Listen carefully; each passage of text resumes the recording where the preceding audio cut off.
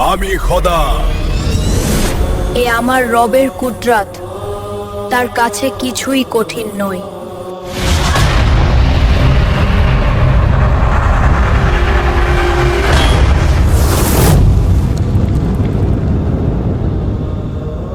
যখন মানুষ নিজের শক্তি ও তক্তের ওপর এতটাই গর্বে অন্ধ হয়ে যায় যে নিজেকেই খোদা মনে করে এবং খালিকে এ কায়নাতকে চ্যালেঞ্জ করে, তখন কুদরত কখনোই চুপ থাকে না। সে তার সবচেয়ে ছোট মাখলুকের মাধ্যমেই সবচেয়ে বড় গর্বকর্তা রাজাকেও মাটিতে মিশিয়ে দিতে পারে। এ গল্প সেই নমরুদের, যে ছিল বাবেলের আজিম সালতানাতের বেতাজ বাদশাহ। তার শহর সোনা রূপা আর অগণিত জাঁকজমকে ঝলমল করত। যখন সে তার তখ্তে বসত, হাজারো গোলাম, ফৌজি, সালার ও ওজির তার সামনে সিজদায় পড়ে যেত। নমরুদ বলতো, আমি খোদা, জীবন আমি দিয়ার। আর মৃত্যু আমি দিই। একদিন তার দরবারে তার সবচেয়ে বড় নজুমি হাজির হলো। সে বলল, হে বাদশাহ, আমি তকদিরে দেখেছি শীঘ্রই এমন এক পুরুষ জন্ম নেবে যে আপনার দিনকে বাতিল করে দেবে। নমরুদ সঙ্গে সঙ্গে ঘোষণা দিল, আমার সালতানাতে কোনো পুরুষ এখন তার স্ত্রীর কাছে যাবে না, কিন্তু আল্লাহর ফায়সালা তো অটল। ঠিক এই সময় হজরত ইব্রাহিম আলাইহিসসালামের মা গর্ভবতী হলেন। গর্ভ লুকোনো কঠিন হয়ে পড়ল, তাই প্রসবের সময় ঘনিয়ে এলে তিনি এক গুহায় চলে গেলেন। সেখানেই আল্লাহর হুকুমে নবীর জন্ম হলো। মা নিজের কলিজায় পাথর চেপে নবজাতক ইব্রাহিমকে কাপড়ে জড়িয়ে গুহায় রেখে দিলেন।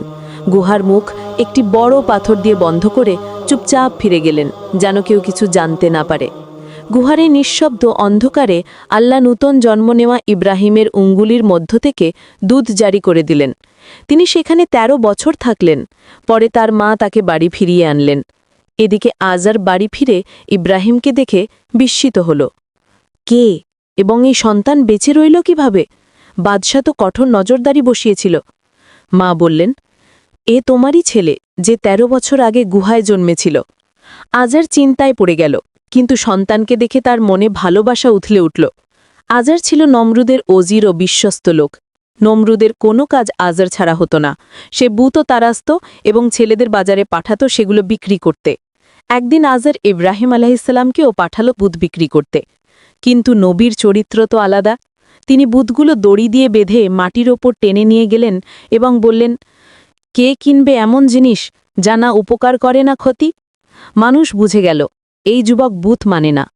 একদিন ঈদের উপলক্ষে নমরুদ সহ সবাই ইবাদতগাহে গেল, আর ইব্রাহিম আলাইহিসসালামকে বুতখানার দায়িত্ব দেওয়া হলো। এটিই ছিল তার প্রতীক্ষিত মুহূর্ত। তিনি একটি বড় কুঠার নিয়ে বুতখানায় ঢুকলেন। একটি বড় বুত ছাড়া বাকি সব বুত টুকরো টুকরো করে দিলেন। তারপর কুঠারটি বড় বুতের কাঁধে রেখে দিলেন। মানুষ ফিরে এসে দৃশ্য দেখে পাগলের মতো চিৎকার করতে লাগল, এ কাজ কে করেছে? সবাই বলল, নিশ্চয়ই ইব্রাহিম। নমরুদ জিজ্ঞেস করল, তুমি কেন এমন করলে? ইব্রাহিম আলাইহিসসালাম বললেন, কুঠার তো ওই বড় ভূতের কাঁধে, মনে হয় ওই বাকিদের ভেঙেছে। রাগে নমরুদ চিৎকার করল, তুমি কি পাগল? ভূত কি কথা বলতে পারে? ইব্রাহিম আলাইহিসসালাম শান্তভাবে বললেন, যারা কথা বলতে পারে না, দেখতেও পারে না, নিজেদের রক্ষা করতে পারে না, তারা আবার খোদা কিভাবে হতে পারে? এই উত্তর নমরুদের গর্বে তীরের মতো বিঁধল। নমরুদ আদেশ দিল, একটি বিশাল আগুন জ্বালানো হোক। আগুন এত বড় হল যে তার তাপ মাইলের পর মাইল দূর থেকে অনুভূত হচ্ছিল। ইব্রাহিম আলাইহিসসালামকে মঞ্জুনিকে বসিয়ে আগুনে নিক্ষেপ করা হলো। আল্লাহ আগুনকে হুকুম দিলেন, হে আগুন, ইব্রাহিমের জন্য ঠান্ডা ও নিরাপদ হয়ে যাও।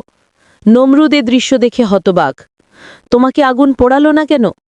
ইব্রাহিম আলাইহিসসালাম বললেন, এ আমার রবের কুদরত, তার কাছে কিছুই কঠিন নয়। সময় কেটে গেল, কিন্তু নমরুদ ঈমান আনল না। একদিন সে ইব্রাহিম আলাইহিসসালামকে জিজ্ঞেস করল, তোমার রব কে? নবী বললেন, যিনি জীবন দেন আর মৃত্যু দেন। নমরুদ বলল, এ কাজ তো আমিও করি। তারপর একটি বন্দীকে হত্যা করল, আরেকজনকে মুক্ত করল। নবী হাসলেন, আমার রব সূর্যকে পূর্ব দিক থেকে তোলে, তুমি যদি সত্যিই খোদা হও তাহলে পশ্চিম দিক থেকে তোলো। নমরুদ স্তব্ধ হয়ে গেল। তারপর সে ঘোষণা দিল, আমি আসমানে গিয়ে ইব্রাহিমের খোদার সঙ্গে যুদ্ধ করব। 4টি বড় শকুন এনে একটি আসন বেঁধে তার উপর মাংস ঝুলিয়ে দিল। শকুনগুলো মাংসের দিকে উড়তে শুরু করলে তখ্ত আকাশের দিকে উঠতে লাগল। নমরুদ অনেক উঁচুতে গেল, খোদা কোথাও দেখা গেল না। সে আকাশে তীর ছুড়ল। আল্লাহ ফেরেশতাকে বললেন, তীর রক্ত মাখানো করে ফিরিয়ে দাও। নমরুদ আনন্দে বলল, দেখুন আমি খোদাকে মেরে ফেলেছি। এটাই ছিল তার অহংকারের শেষ সীমানা। অবশেষে কুদরত তার জবাব দিল। একদিন নমরুদ তার বিশাল ফৌজ নিয়ে বের হল। আল্লাহর তার মোকাবেলায় পাঠালেন মানুষ নয়, শুধু মশার একটি বাহিনী। মশার ঝাঁক দেখে সবাই পালাতে লাগল। নমরুদও দৌড়ে মহলে ঢুকল, কিন্তু একটি মশা তাকে ছাড়ল না। হঠাৎ সেটি তার নাকের ভেতর ঢুকে পড়ল। তারপর শুরু হলো আজাব। মশাটি তার মাথার ভেতর গুঞ্জন করতে লাগল। নমরুদ মাথা ঠুকতে লাগল, চিৎকার করে বলল, আমার মাথায় জুতো মারো, জোরে মারো।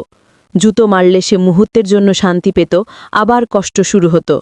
এভাবে বছর কেটে গেল।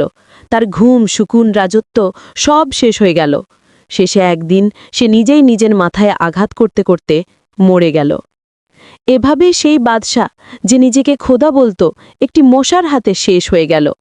এ শিক্ষা শুধু নমরুদের নয়, যে কেউ অহংকার করে নিজের শক্তিকে সবকিছু মনে করে, কুদরত তাকে দেখাতে মাত্র একটি মশাই যথেষ্ট। আজকের ভিডিওটি এই ততটুকু পর্যন্তই। এরকম ইসলামিক নতুন নতুন ভিডিও পেতে চ্যানেলটি সাবস্ক্রাইব করবেন আর কমেন্টে ভিডিও সম্পর্কে বলা যাবেন।